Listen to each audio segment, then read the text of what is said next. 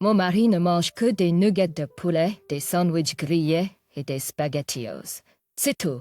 Quand nous allons chez des amis, il apporte même des spaghettios à réchauffer dans leur micro-ondes au lieu de manger autre chose. Même si nos amis ont préparé un repas merveilleux. Si nous sortons manger quelque part, ils ne commandent que des nuggets de poulet sur le menu enfant. S'ils n'en ont pas, il ne mangera rien. Si j'essaye de cuisiner autre chose que ces 3 groupes d'aliments, il prétendra être allergique à un ingrédient au hasard, au lieu de simplement dire qu'il n'a pas envie de manger. Il essaiera ensuite de me faire culpabiliser en disant que j'ai oublié son allergie. Spoiler, nous sommes allés chez le médecin, il n'est allergique à rien. Mon mari vient de fêter ses 36 ans ce mois-ci. Ses habitudes alimentaires étaient mignonnes et acceptables quand nous étions à l'université et que nous mangions n'importe quoi. Mais maintenant, je suis vraiment inquiète pour sa santé. Je me retrouve également à éviter toute situation de repas avec nos amis, ce qui est beaucoup plus difficile que ça en a l'air. J'ai essayé de lui parler de ses habitudes alimentaires, mais il me repousse simplement. Comme je ne cuisine pas ses repas, la seule victoire que j'ai eue dans cette situation est qu'il ne pense pas que j'ai le droit de lui dicter ce qu'il peut ou ne peut pas manger. Je ne suis pas sa mère, je suis sa femme, mais je veux juste que mon mari, l'homme que j'aime, soit en bonne santé. Ça veut dire. Allez, nous nous sommes rencontrés quand j'avais 19 ans, en 2e année d'université. Nous nous sommes mariés après l'obtention de nos diplômes et avons emménagé ensemble, peu de temps après. Je n'ai pas réalisé à quel point son régime alimentaire était strict avant notre mariage. Mis à jour, je l'ai fait. Je l'ai confronté quand il est rentré à la maison. J'ai évoqué un possible trouble alimentaire, ce à quoi il semblait très ouvert. Il semblait soulagé que ce soit un trouble assez courant. Certains d'entre vous l'ont totalement deviné. Il m'a expliqué qu'il était extrêmement embarrassé et sur la défensive quand j'avais essayé d'aborder le sujet avec lui auparavant. Quand je lui ai expliqué à quel point ça me faisait mal quand il me fermait la porte au nez, il semblait vraiment surpris. Il ne savait pas que cette question était si importante pour moi. Je dois admettre que j'ai un peu pleuré en lui disant à quel point je suis inquiète de le voir se tuer à petit feu en mangeant. Ses choix alimentaires ne sont pas sains. Et à la fin de notre conversation, nous avons tous les deux convenu de travailler ensemble pour surmonter cela. Nous allons aller en thérapie de couple ce week-end dans une clinique locale. Ensuite, nous chercherons à voir un diététicien et un conseiller spécialisé dans les troubles alimentaires. Cependant, je lui ai demandé comment étaient les habitudes alimentaires de mon mari quand il était enfant. S'il y avait des aliments qu'il aimait ou qu'il refusait catégoriquement. J'aime l'idée de faire des préparations de repas hebdomadaires ensemble pour qu'il n'y ait pas de surprise et que nous puissions collaborer. Collaborer pour introduire lentement de nouveaux aliments. J'espérais que cette conversation me donnerait un bon point de départ quand je lui en parlerai. Oh, sa mère est une femme très gentille et elle me parle de tous les aliments qu'il acceptait à contre-cœur et de tout ce qu'il refusait. Mais elle a mentionné en passant qu'il avait des problèmes de traitement sensoriel en raison de son autisme. Il s'avère qu'il a été diagnostiqué autiste étant enfant. Il a même été suivi par un kinésithérapeute après l'école pendant de nombreuses années pour traiter ses problèmes sensoriels. Il ne m'avait jamais rien dit à ce sujet. Hey, quand je lui ai parlé, je savais pas comment aborder le sujet, alors il m'a fait. Je suis tellement inquiète qu'il le nie ou qu'il se mette en colère contre moi d'avoir parlé à sa mère dans son dos, puisqu'il ne veut évidemment pas que je le sache. Je tiens à souligner que je n'ai jamais mentionné l'autisme à sa mère. Elle en a parlé toute seule, pas trop et manipulée. Je ne sais pas comment lui en parler, car pour l'instant, je suis en train de le digérer. Je suis en colère qu'il ne me l'ait jamais dit. Ses problèmes alimentaires sont une chose, mais ne pas me parler de son autisme, et apparemment le garder intentionnellement pour lui, comme il ne l'a pas mentionné aujourd'hui non plus, en est une autre. Il devient de plus en plus évident que l'homme que j'ai épousé n'est pas celui que je pensais, et qu'il m'a menti pendant des années.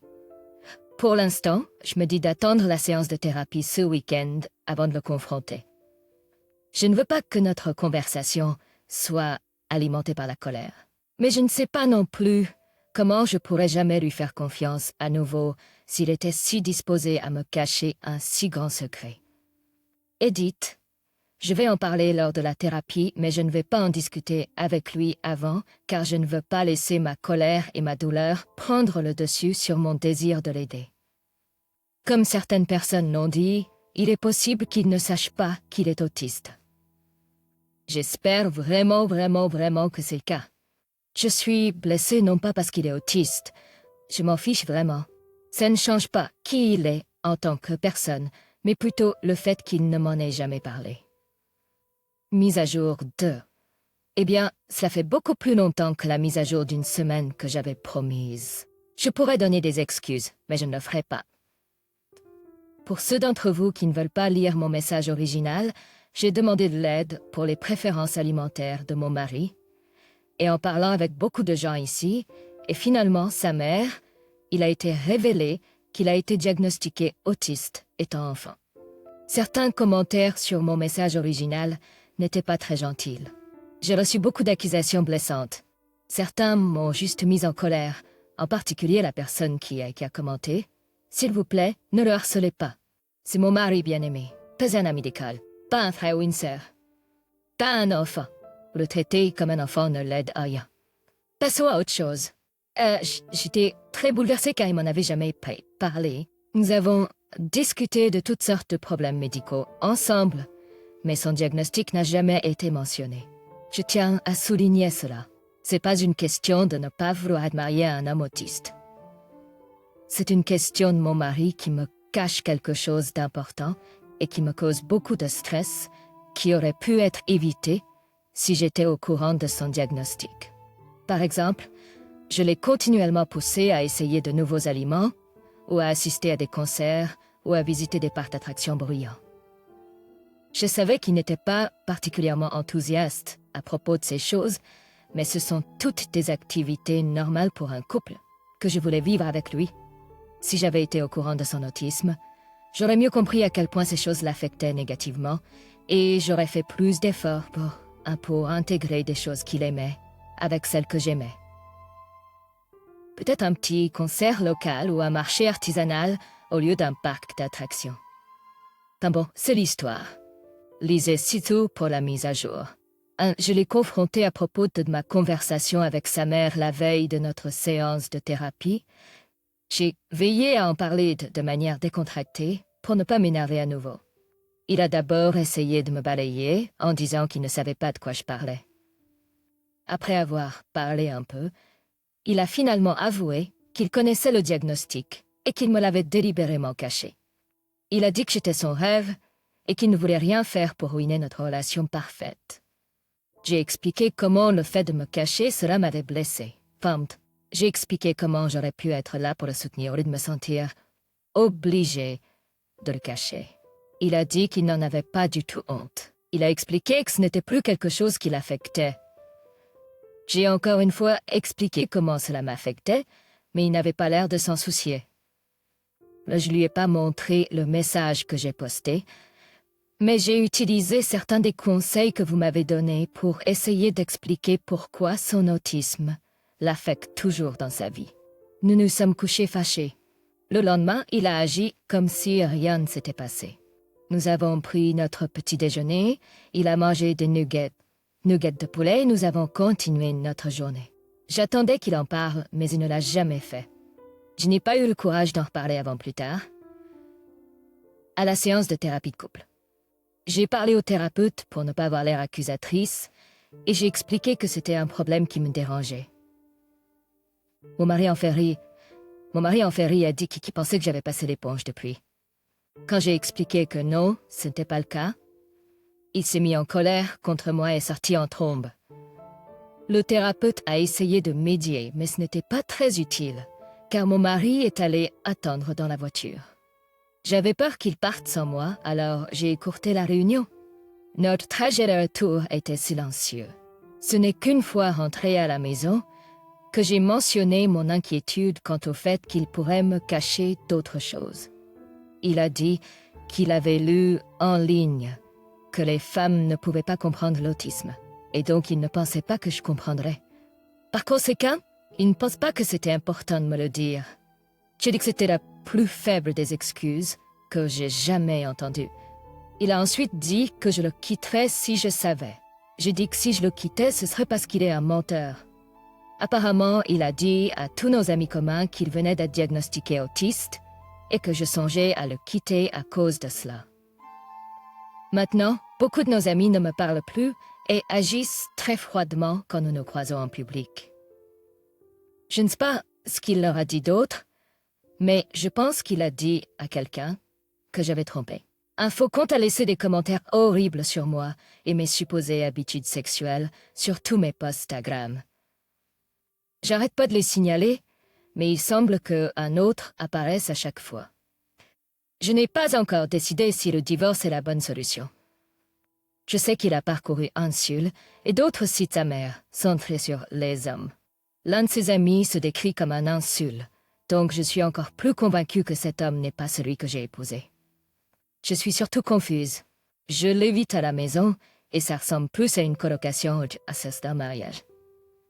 Il ne quitte pas vraiment son antre avant l'heure du travail et ensuite il y retourne jusqu'au coucher.